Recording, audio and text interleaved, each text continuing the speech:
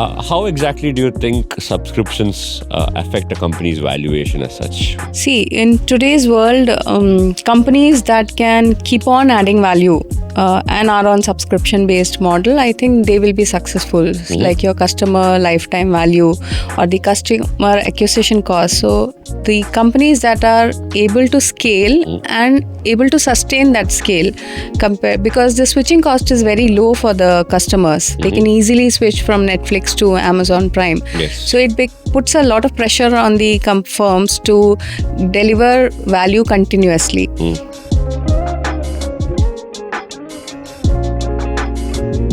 Hey everyone, welcome back to another episode of EcoFight by Unbound Slate, where we unpack everything about technology, market research, and marketing as such. So I'm your host today, and today we're diving into an important topic that everyone faces in their everyday life, which is the subscription economy. From Netflix to Spotify to SaaS products, even subscriptions for cars nowadays. We're joined here today by Dr. Smita, who is a powerhouse in the finance industry as such. With over 20 years of experience in this industry, she understands how money moves, why investors panic, and how businesses perform as such. She's got a PhD in finance with lot of cutting edge research behind her, and a lot of big wins at banking and insurance companies. She's presented at global conferences, published in peer-reviewed journals, and advised companies on how not to just survive but to dominate. In short, she knows where the money lies. And welcome, Dr. Smita. Let's start very simple.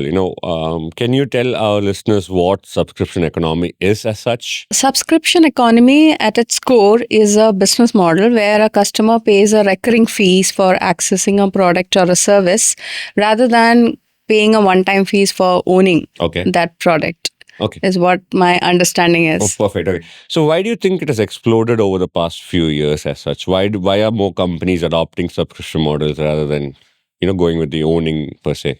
I think the paramount reason could be the technological disruption or the digital infrastructure globally, especially in India, where you name it, from cloud computing, which makes it easier for the supply side, the business side. And for consumers, definitely the flexibility of digital payments or the smartphone, which is there in everybody's pocket. So it is anywhere, anytime kind of basically accessible to everybody. And the digital infrastructure, especially in India, is very affordable. So that also played a major role in popularizing the subscription model. Understood. So I think you touched a very small point of demand, supply, and operations on the back end, right? So how is it a win for companies as such when they're giving so much convenience? They would be probably dropping their rates, getting only a limited amount in a month, right? As compared to what they can get if they're doing a one-time fee. Yeah. So how is it impacting and what is the win for them? So for companies, I think from the supply side, if you look at, for firms, there are two aspects. One is the investor perspective, where the investor should be, or you should be attractive to the investors. So in that way, an investor is happy only when there is a recurring cash flow. Exactly. They would not want to invest one time and wait for 5 to 10 years to get their returns. So this is a big comfort where you can show your annual or monthly recurring revenue, or like in finance terms, you call it a discounted cash flow method, where your numerator is cash flows. And then you have other variables like discount factor, which is the risk of your company. So that risk will come down. The denominator will come down if your cash flows are steady and there is no unpredictability in the cash flows. Understood. So that way the firms benefit. Then about the scalability. That means there's a concept called marginal cost. That is, the cost of acquiring one more customer comes down substantially when you keep on adding more customers. So that's about the customer acquisition side. And if the companies are able to deliver value, then they also retain the customer. So two important aspects of metrics, customer acquisition and customer retention, both are taken care. So therefore the investors are happy. So I think from a company side, Okay. They benefit. Okay, so even in that case, there might be drop-offs, right? So again, I'm going back to this question of you said discounted cash flow, Flow. right? Yeah. Can you elaborate on that? What exactly does that entail? Discounted cash flow is a valuation. It could be for a project or for company as such. Okay. So you find out what is your cash flow in the first year, second year, third year, and then you divide it by. So there are three other variables, which is your at what rate are you going to grow, Okay. how many years will it take for you to grow, and what is the risk factor or the discount factor. So as your numerator becomes steady, your denominator, which is your risk factor or discount factor, comes down. So Okay. it has an inverse relationship. Understood. So it benefits the company to get money from banks or from equity markets. Okay, so we were talking more of an Financing angle. Yeah, investor boom angle, right? Yes, So in yes. today's investor boom angle, I think people look at it for a longer period of time where Yes. they get the returns Yes. after a longer period, Yes. right? Okay, perfect, makes sense. For a startup, maybe you have PE or a venture capitalist. They all want the money back immediately. So Yes. that way also, I think should be this kind of a business model should be interesting for them. Okay, makes sense. Now coming to the consumer side, right? So you said smartphones, you said accessible everywhere. I think now it's the era of millennials and the upcoming Gen Z as such. What is the impact of subscriptions on these kind of audiences? How does it work with them? Is it successful? What do you think? What are your thoughts on that? I think these two generations which you mentioned, millennials and Gen Z, are digital natives. So Yes. they're all familiar with the tech and online services. But there is a small difference. Both prefer convenience, flexibility, and I think they're hesitant to even ownership structures. But the main reason for millennials, I feel, because they have witnessed two crises. Okay. They have seen the 2008 global financial crisis. They also have seen the COVID pandemic crisis. So that has sort of changed the psyche of millennials, I feel, Okay. where they don't want to go for ownership anymore and they want to have experiences or convenience, Okay. mobility, that they don't want to stay put in one city or own a house and settle down. So I think both these generations are more into subscription-based model compared to relatively than the other previous generations. Understood. It's like Elon Musk selling all his houses and not having any property in his Yes, name, yes. right? Okay. People don't want to even own their bridal these days. They are All okay being renting rented. it out. True. So that is the kind of shift we have seen in consumers now. Consumers. Okay, so on a global scale, right? Talking about the economy as such, do you think there's a dark side to this subscription model with it increasing? So even groceries, milk, tender coconut, everything is moving into a subscription model. Do Yeah. you think there's a global impact in terms of economy? Your thoughts on that? I don't know, but I what I can say is from a finance angle. Please. Globally, I think it is a perception that subscription model is a cheaper, affordable, accessible model. But I feel if you work it out, I think it is more costlier than the one-time ownership or one-time transaction fee which you pay for a service. So all these services that are moving into, like you pay $199 here, Yes. some $499 there, and you don't know what is the cumulative cost you're accumulating at the end of the month. True. So unless a person has a steady cash flow month on month, it should be very difficult for them to survive these costs is what Okay. I feel. That is Okay. a dark side which people don't realize, especially the new generation.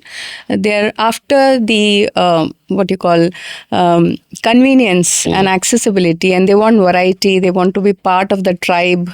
So FOMO, yeah, somebody else has Netflix and everything, so I must also have. So those kind of things are a trap, is what I feel. Okay. So you're showing a digital fatigue, decision fatigue, where you don't want to decide which one is good, and you're putting everything in your basket. Understood. So Yes. that's from a finance angle. I think personal finance angle also it is a big trap. So let me take one step back. You were talking about the economic crisis as such, right? My personal opinion is that it did not affect India as a country as much, right? So why do you think it did not affect that our population as such? Yeah, it didn't affect immediately. That is all. That we were not affected 2008, 2009. Yes, Like exactly. India is a bank-based economy, unlike US. Yes. So our capital markets, we have very few less dependency on the capital markets. So therefore, we were immune for a couple of years. Okay. But we still accumulated a lot of non-performing assets from a banking side. So when you have a lot of bad debts, the further lending by banks decreases. Decrease, okay. So therefore, your access to finance for businesses and for individuals, it became costly. For us. So your The reason- loans became very pricey. Got it. So the reason why I'm asking this is because now we see that everything is moving to credit cards, right? You said 199 here, 499 there. Everything is based on credit cards. Yes. So any word of advice for people listening on how to manage this? Because I think moving forward, if you have 199 here, 499, it accumulates maybe to 10, 20, 30,000 a month. It's going to impact you somewhere, right? Yes. So any word of advice, any thoughts on that? I would prefer, what I practice myself is to have a discipline in such cases. So you have to basically declutter once in a while on a frequent basis. You see what are you using actually and where is your money unnecessarily going into. So that may help people to so there has to be some nudge where something will nudge you, and then you look at your monthly payouts, cash outflow, and then figure out what you really value, what is adding value to you or not. And that nudge could be that you're broke, right? Basically, you don't have any money at the end of the month. Yeah. Okay. Most of the younger generations don't want to work full time. They want to work for a couple of years, then take a break for Sabbatical. experience. They want to travel across the world. So these are all the lifestyle changes, and not owning anything can be a really big trap, because once you stop paying for the subscription, you have nothing. Like if I have had a DVD, then I had a DVD. I could see the movie all the time. But if I stop paying a subscription, then I lose out on the So there are service. pros and cons to it, right? So you have a subscription, you can go anywhere, you can access it anywhere. You have a DVD, you need a DVD player, right? Yes. All right, makes sense. So I think we've talked about a lot of topics, right? So let's bring the thoughts back together, deep dive a little bit down into it. How exactly do you think subscriptions affect a company's valuation as such? See, in today's world, companies that can keep on adding value and are on subscription-based model, I think they will be successful. Like your customer lifetime value or the customer acquisition cost. So the companies that are able to scale and able to sustain that scale, because the switching cost is very low for the customers. They can easily switch from Netflix to Amazon Prime. Yes. So it puts a lot of pressure on the firms to deliver value continuously. That is a big challenge, and you have to keep your investors also happy. So the content creation, so I understand that the subscription-based model has two parts. Okay. One is your access to something. The other one is where you are able to deliver some service on a recurring basis. So the access part is on the content, where say Disney Hotstar has the rights for cricket telecast. Okay. So they have that, but that can always shift. We have seen that that is shifting from it different. changing, It keeps changing. So those kind of uncertainties are there. So volatility is there. So there's a lot of pressure on the companies to keep on adding value to the customer, which is in a way good for the market, because the customer gets more variety, the customer gets a lowest price, so they benefit. But for companies, like what happened in telecom companies at some point of time, the competition was so much that the government intervenes, and the competition is so much that the companies are not able to increase the price at all. True. So such things can happen. So you Jio cannot. came in. Yeah. And So then Jio came in, I think that was a major disruptor. 2016. Although we knew about Salesforce globally, Netflix and Salesforce, which contributed in the B2B section. And for consumers also, we had a lot of online content creation, but major disruption, I think, happened in post 2016 after Jio, where the internet became affordable, accessible to everyone. So, and anybody who had a smartphone had access to, irrespective of your economic class or so. And because the internet was cheap, I think people were purchasing smartphones for that. Right? More than that. Yes, exactly. Okay, so you were saying that companies have to keep performing, have to keep pushing out content. Isn't there a cost attached to all this, right? So let's say a subscription is at 200 rupees, but the cost of making the content is 2,000 rupees. So where is that thin line between profit and then revenue? Sorry for using jargons again, but there are two kinds of decision making from a supplier's side, where they either make a decision on their budget, that which is the investment what they get in the firm, or they can also make about the inputs, like we discussed about the IPL or cricket live telecast rights, or even for a gym membership. How do you change or make a combination of your inputs in such a way that you are able to produce the same level of output without incurring an additional cost? So that marginal cost concept is very important. What is that additional 1 rupee spent to do something, to generate another output?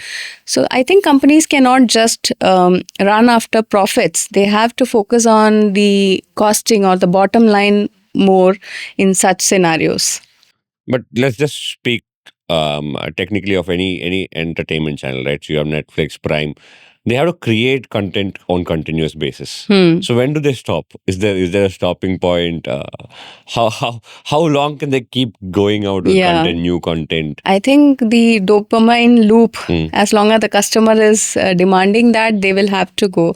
But another example I can give you from academics, the subscriptions which we have to this Bloomberg or Refinitiv or CMI, Center for Monitoring Indian Economy, Provis databases. So in the area where I work, we have these subscriptions, and they are under pressure to deliver more every time. So the granularity of data which was available, say 10 years back, is not what we have now. We have PDF files, we have the transcripts, voice transcripts. So things have changed. So I think the companies will have this pressure to respond to consumer demands and the competition. Both sides. Understood. So you said academics, right? So what are the other industries that typically boom on subscriptions, or do you think that they boom on subscriptions? I think everyone. We are so used. If I have to use a one word for what's going to be, it will be embedded, I think. I am not even realizing that I'm using Grammarly subscription for my writing or these databases for my research. Similarly, your Swiggy, Uber, or your gym membership, yoga classes online, everything is a subscription. So I think we will reach a point where it is not a decision making. The product and service boundaries are very blurred. So you will not even realize that you're subscribing into something. It is so embedded in the product and service. So it would ideally be a way of life. It will be, I think. For the generations to come, they will not even realize that they had a choice of owning something, is what I feel. Okay, so that's nice. Okay. Somewhere down the line, you were talking about traps, right? Let's talk about being smart. What is your advice on avoiding or being careful or conscious about such traps? I will say financial discipline. Because if you know how much is your cash inflow, and depending on that, if you're budgeting, or rather in one line, I would say that first you spend for yourself, for your savings, because I think compound interest should be your best friend. So first subscription or first flow, a cash outflow should go into your savings. And then whatever is left could be for experience and the other thing.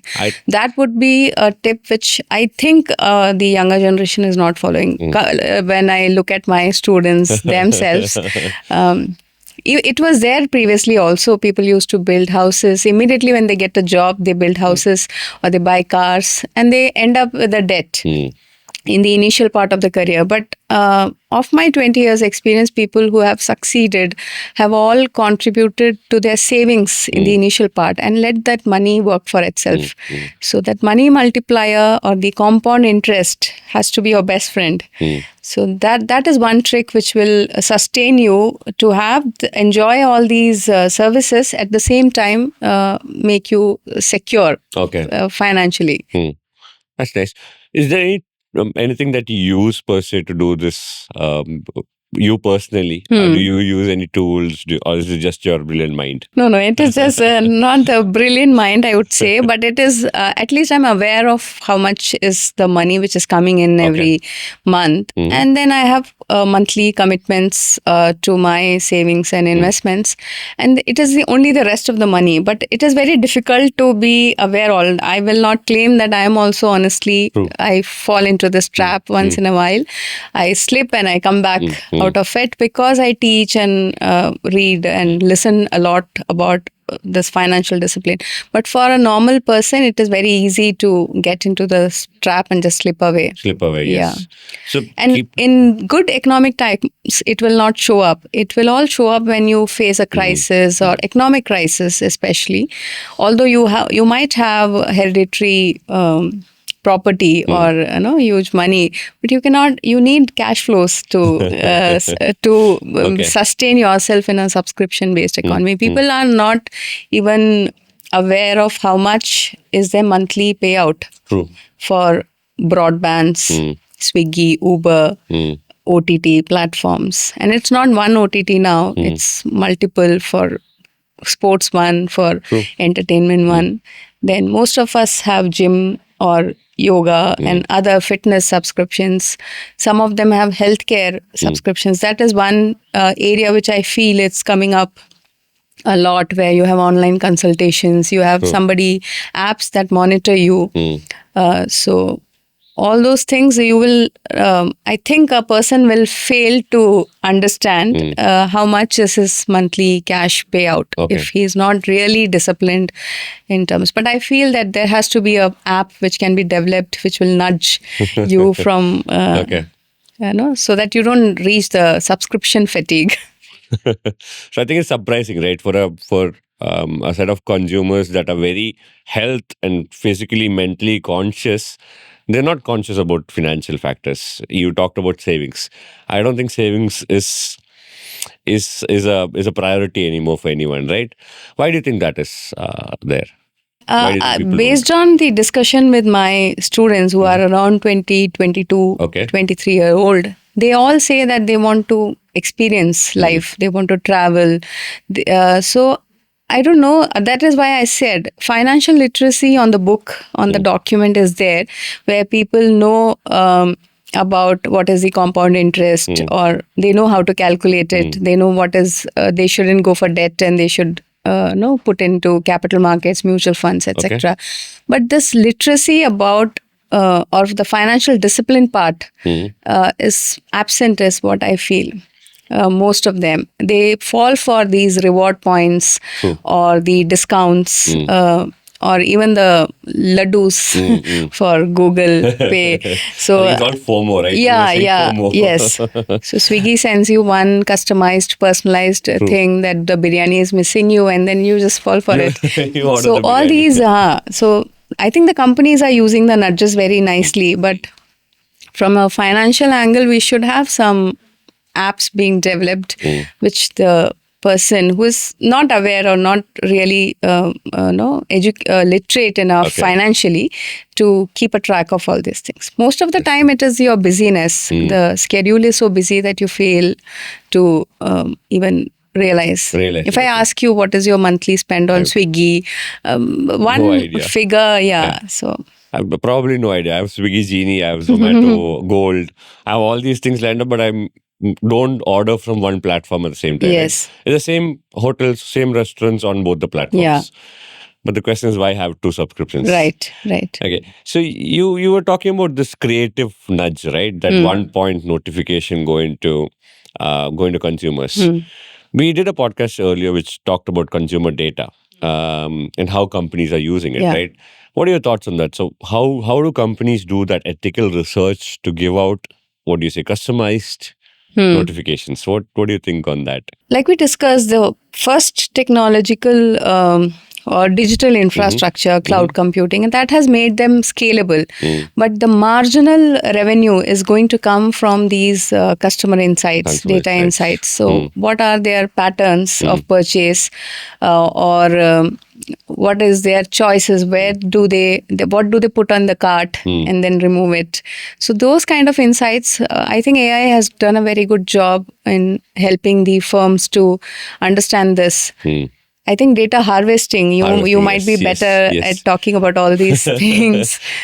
So there's always a data security and protection point Yes, of it, right? yes. So do you think companies should always budget for a financial aspect in terms of lawsuits when they go in a subscription model, how the data is being used, how they should particularly structure their standards of policies? Yeah. Do you have any thoughts on that? I think that is already there from a profit and loss account angle. Companies have provisions for all these things. They have legal advisors before getting into. So all these, most of it is getting vetted legally. But again, I will say that data usage or for cross-selling and upselling, I think it's still not very ethical, is what I feel, but you might be better at it. So the regulatory framework which we have in India for customer privacy or data privacy, I don't think, but I'm not very sure about it. That's fine, yes. What do you think? Are there rules which prevent firms from? Yes, on the European standards, definitely yes. European and Americans or the international market as such, right? They are very conscious about their security. Yeah. Typically, Indians like their convenience, right? So you throw something out to us and we like it, and then we start using it. We don't think of the security impact or what data is being sent to them. I believe every person's phone would have at least 4 or 5 financial apps. You have Cred, you have Google Pay, you have Phone Pay, you have Paytm. Apart from that, you have these lender apps, right? The small non-NBC banks that give you money immediately. Instant cash loans per se, which has a big impact. These instant cash loans give out 19-20% in interest rate. Yeah. And your EMIs are a lot compared to what it is. But I believe each individual has at least 5-6 apps, wherein in the US or the European countries, you would not find people using it much. But again, I beg to understand why the economic crisis hit there much higher than it has hit here. Right, so that's the change that we're going to, and I think that's what we should be careful of as such. We depend hugely on banking system for finances, individual level and the firm level.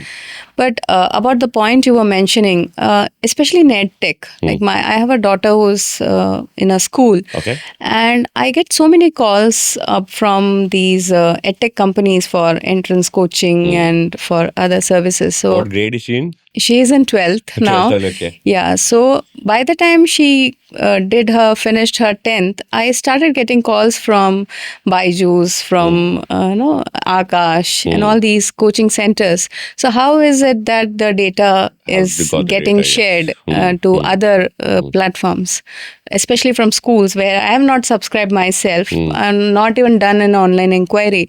So I have my reservations on the legal infrastructure on data sharing from. I think that's again when we talk about investors and this thing, right? So one VC would have invested into 10 different organizations, right?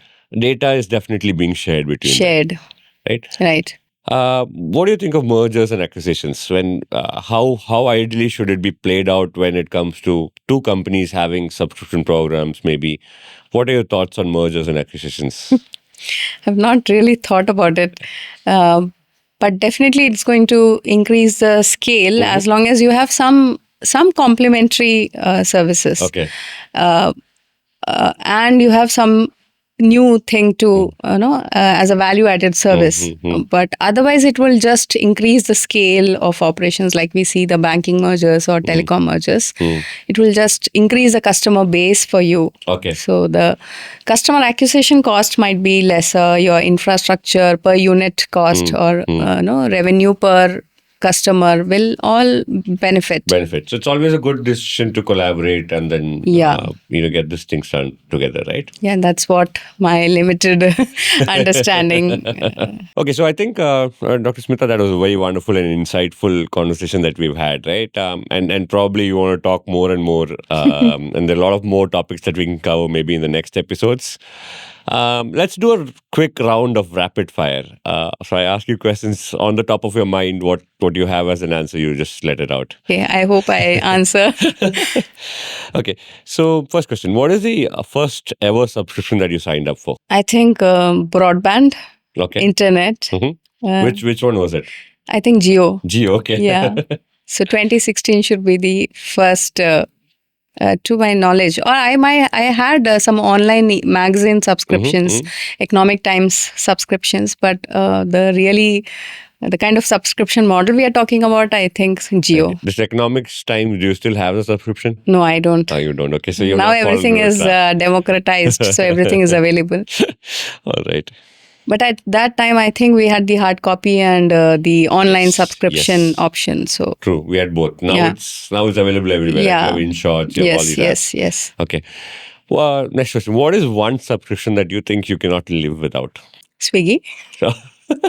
Food is No. I think I will again go for the internet broadband. That has become like an essential. Broadband Wi-Fi covers everything else, right? You cannot have Swiggy without broadband. You cannot so have Wi-Fi, else. Wi-Fi, okay. Is there any subscription that you regret as such? I subscribe to a couple of edtech things in between.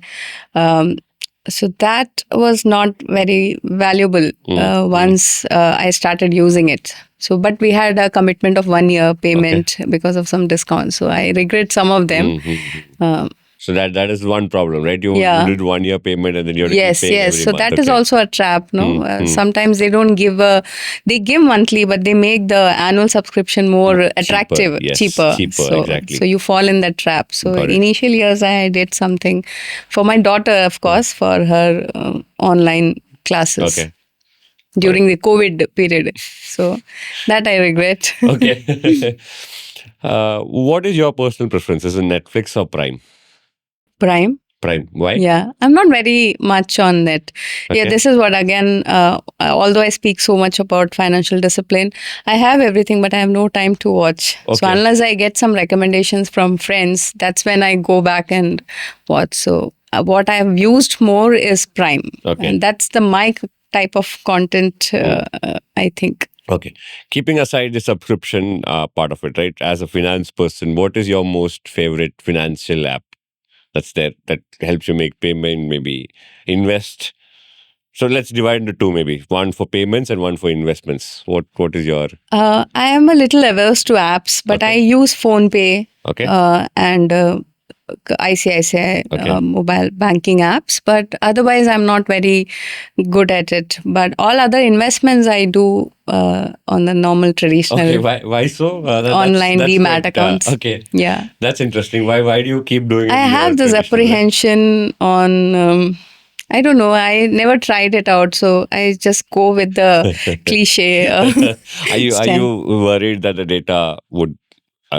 Just like the experience that you had with your kids' school experience, you think the data would be transferred?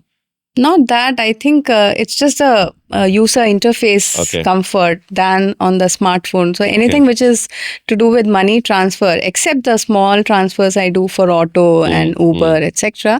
I want to do all big payments on a normal website. So that's could be my old generation thought, but it's about the ticket size, I think. Small tickets, I'm okay with the apps. But anything substantial for, say, investing in shares or mutual funds, I would want to rather do it online on the website. On the website itself, not on the apps. Got it. What is your one money tip for Gen Z? I will repeat, compound interest is your best friend. So start saving early so that the money works and multiplies on its own. Okay, I think start saving early is the key term here. Is Compound key. interest Yeah, I is keep something telling it to my MBA students also that this is the key, and that makes a big difference in 20 years, 25 years window. Okay. Okay. So you were telling us earlier, right? Because before the podcast even started, that you listen to a lot of podcasts as such. What is your favorite finance podcast? Not finance as such. I listen to a lot of business Okay. podcasts. I like Nikhil Kamat's, Okay. Zerodha's Nikhil Kamat's podcast. Mhm. Then I watch other things also, some creepy things also on beer biceps, Okay. on spirituality and all that. So it's a mix. It's okay. not purely So finance. Ecofide is not there on the top for you. Yeah, I do. I follow you. Yeah, I've seen all your videos, I Okay, think. so I think And that's I something loved the Kumbh Mela video the most. Okay, that's nice.